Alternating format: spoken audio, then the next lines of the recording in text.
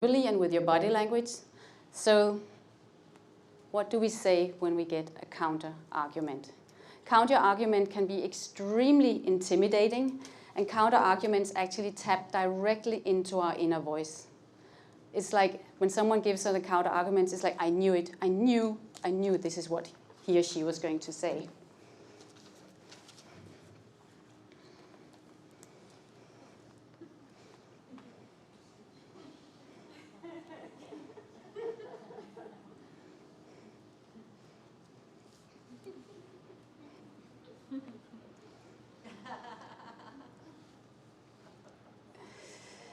So, counter-arguments, what could they be?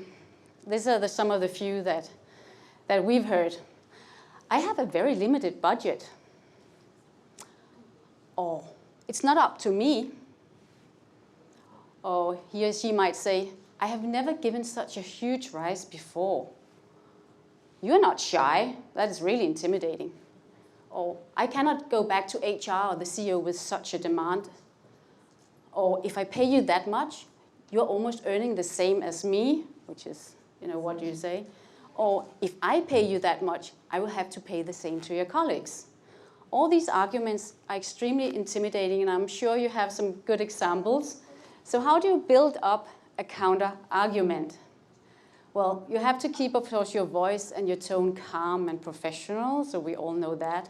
And I have to say, most people, it doesn't really matter if you're a little nervous. There's nothing wrong with being a little nervous. Don't freak out because you're nervous or you sweat a little. It's quite normal. We're all human beings. None of us are made of steel, so it doesn't really matter.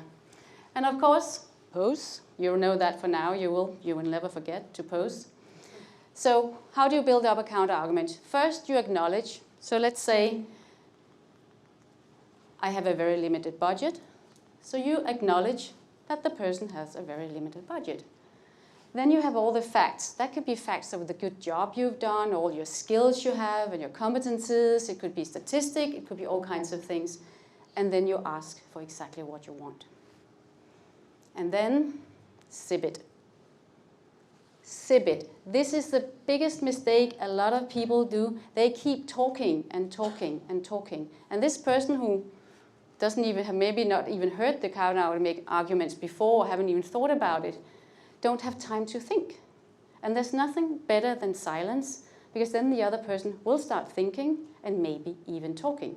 And then you can start the dialogue. So really remember to keep quiet.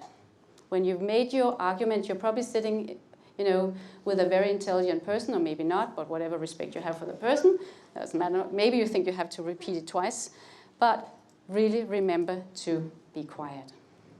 You can use this trick in a lot of other situations. If you want something, let the other person think and speak then first. You don't have to speak all the time. You will not get a higher salary because you keep speaking. So what could examples of counter-arguments be? I have a very limited budget, so let's build up the argument. I know we have had to work smarter to work with budget cutbacks. Facts are, however, whatever you have done, and therefore I ask for very short, very precise. And then after that, sip it. It's not up to me. That's a really nice one. Those bosses who don't want to take responsibility for you, right? We know them. Yeah, I would have loved to give you more, but it's not really up to me. So I know there are more people involved in this decision. That is the acknowledgement, so you don't. As I understand, you also think that the increase I'm asking for is reasonable. So already there, wow, caught on the wrong leg. Then the person has to say, no, I don't think you need it. Or they say, yeah, I think you're good. I have therefore prepared the facts for you, because he or she just said it's not up to me. So here's the preparation. What will the procedure be from here? I have never given such a huge rise before. And then I think you can put in some humor.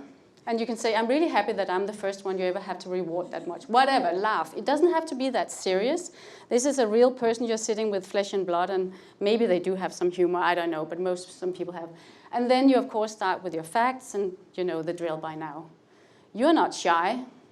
Again, That's why you hired me. Be a little cheeky. It doesn't matter. You know, doesn't have to be a very serious conversation, at least in the beginning. And then facts are, make it then come with your arguments.